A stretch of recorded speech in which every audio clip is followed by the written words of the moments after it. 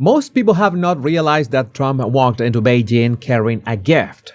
10 of China's biggest tech companies listed by name, each one cleared to buy one of the most powerful AI chips America sells. Alibaba, ByteDance, Tencent, JD.com, Lenovo, Foxconn. Xi Jinping looked at the gift, and Xi was forced to say no. And that might have been Trump's intentions in the first place. So you're about to find out about the actual power dynamics that created this situation. This was not a small offer. The NVIDIA H200 is the chip that trains the next generation of artificial intelligence. It is not NVIDIA's flagship model, but it's powerful enough that Chinese smugglers have been paying double for it on gray markets in Shenzhen for 2 years. The chip every Chinese tech CEO has been begging Beijing for since the day the export controls came down. And Donald Trump, the man who started the chip war in the first place, just told 10 of the largest Chinese companies that between them employ more people than the United States Marine Corps, you are free to buy this now. And nothing happened. 0 chips moved. Trump confirmed it himself on the tarmac before Air Force One lifted off from Beijing. The U.S. Trade Representative called it Beijing's sovereign decision, which is diplomatic English for, we offered, they refused. You'd have to ask the Chinese side why. But here's the part most analysts are missing. Trump knew Xi would refuse. The whole offer was designed to be refused. The chips were never the gift. The chips were the Trojan horse. But not because they were tampered with or had backdoors. No. It was something simpler, based on psychology and game theory. And by the time Xi figured out what was inside the horse, the war was already over. So let me walk you through what just actually happened. The official story you have been hearing all week is that Trump flew to Beijing, gave away cutting-edge American technology, and walked away with nothing but soybeans and Boeings. That story is wrong on every single count. Because to start with the chips themselves, the H200 is not America's most advanced AI chip. That title belongs to the B200 and the upcoming GB300, and Chinese companies remain completely banned from buying either one. So what Trump really did was let Xi save face on a chip Xi was already losing access to. Now look at what was attached to the offer. On January 14th of this year, the Trump administration issued Presidential Proclamation 11,002, Section 232 of the Trade Expansion Act.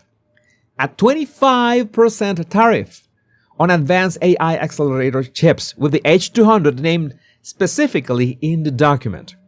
And that tariff does not disappear when the chip gets approved for export. That 25% markup rides on top of the sale.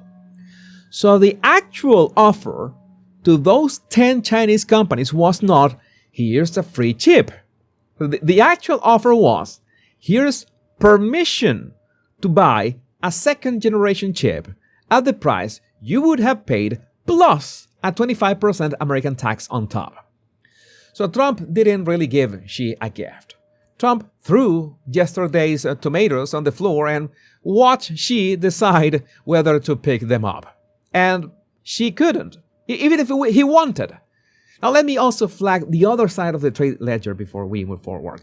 China just committed to buy $17 billion per year in American agricultural products, beef, soybeans, poultry, for the next 3 years. 200 Boeing aircraft. And that is not a Chinese gift to Trump in return for the chips. That is on top of what China was already buying. This is important. Trump didn't trade chips for soybeans. Trump got soybeans, the Boeings, the agricultural commitments, and a Xi visit to Washington this fall, and the chip lever is still in Trump's holster. Now stand in Xi Jinping's shoes for a moment. Your tech companies are starving for compute. Alibaba, ByteDance, Tencent, every single one of them has been screaming inside the Politburo for 2 years that the export controls are killing their AI ambitions. Your domestic alternative, the Huawei Ascend chip, has reported yield rates of around 40% at best. which means that 6 out of every 10 wafers that come out of the fab end up in the trash. They simply don't work. 6 out of 10. Your state companies are burning resources at catastrophic rates to keep that chip alive. Every smart person in your economy knows it. And the President of the United States, with cameras rolling, has just publicly handed you a lifeline you cannot afford to take. So, why can't you take it? Because the moment Alibaba, ByteDance, and Tencent fire up American silicon in their data centers, you have admitted in front of the entire Chinese internet that the Chinese Communist Party cannot build the chips it has spent 10 years telling the Chinese people it was going to build. You have lost face. I made a video about that Chinese concept on my Body Language Guy channel, by the way. And in Beijing, losing face is not a metaphor. It is the currency the regime runs on. So Xi did the only thing he could do. He smiled for the cameras. He told the Chinese press the relationship had entered a new era of, and I quote, constructive strategic stability, which is Mandarin diplomatic language for, let's pretend nothing happened here. So he refused the gift with thanks. He had to. And he prayed that nobody in Beijing was paying close enough attention to notice that he had just chosen to keep his data centers running on a chip that breaks 60% of the time, rather than admit dependence on American silicon. So that is the Trojan horse working exactly as designed. The gift actually forces the recipient to reject it in order to conceal his own weakness, because the very act of accepting it would be a reputation defeat. And Trump? Trump did something even smarter. He flattered Xi the entire trip. The warmth, the 11 years of friendship, the incredible visit, the fantastic trade deals, the man I respect greatly. Why? This is because the flattery was an off-ramp to make the refusal cost-free for both sides. Xi got to decline without insulting Trump.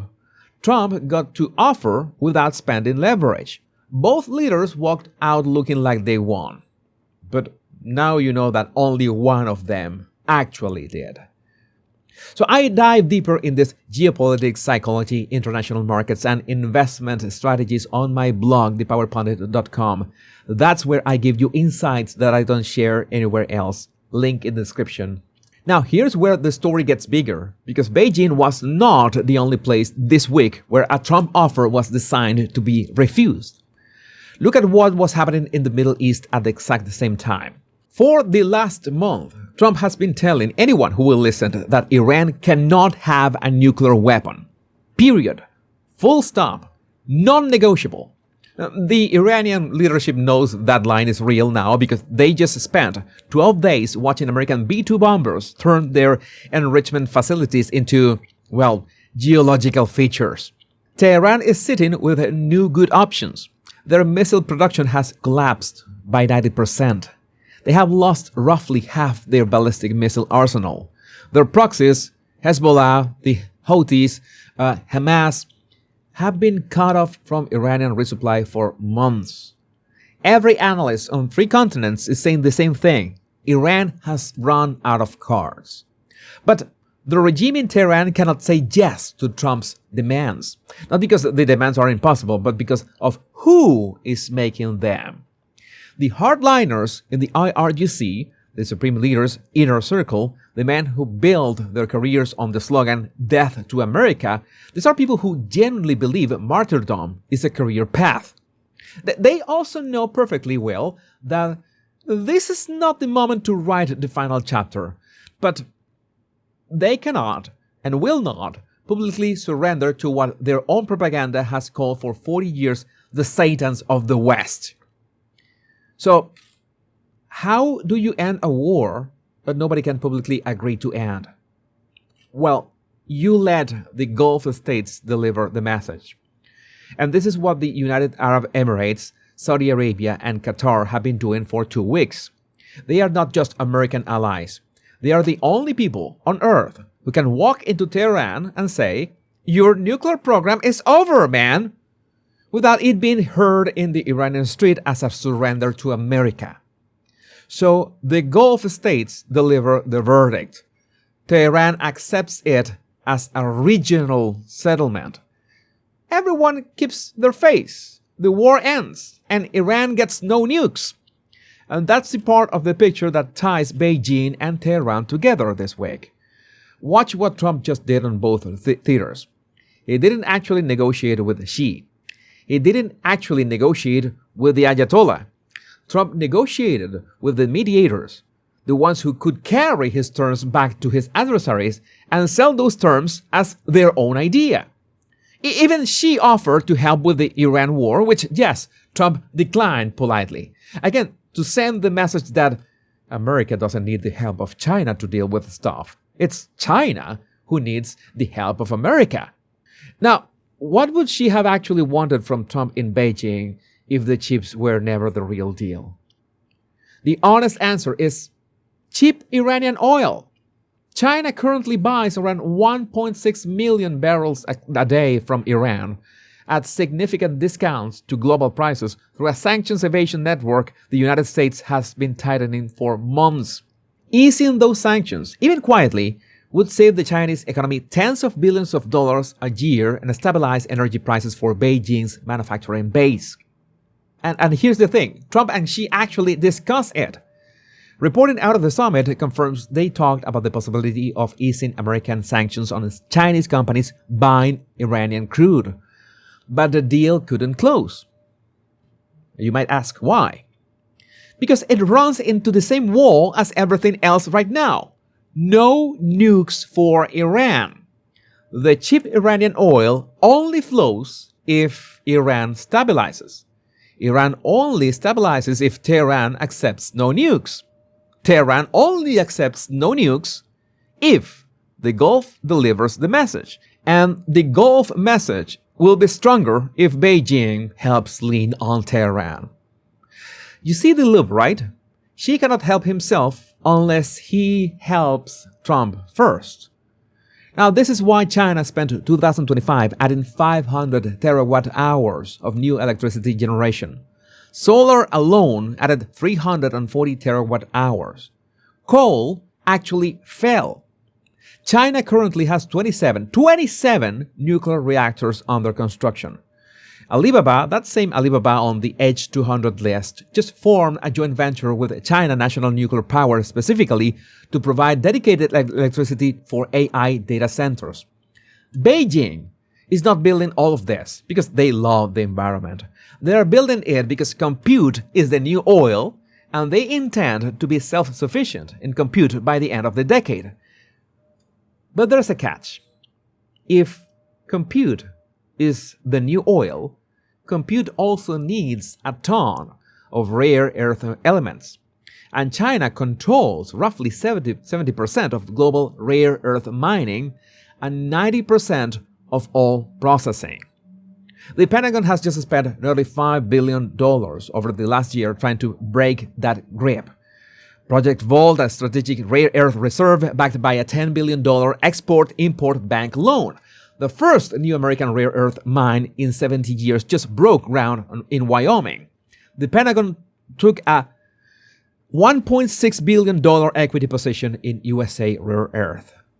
Yeah, we are talking about obscene amounts of money. But it turns out this is not a money problem.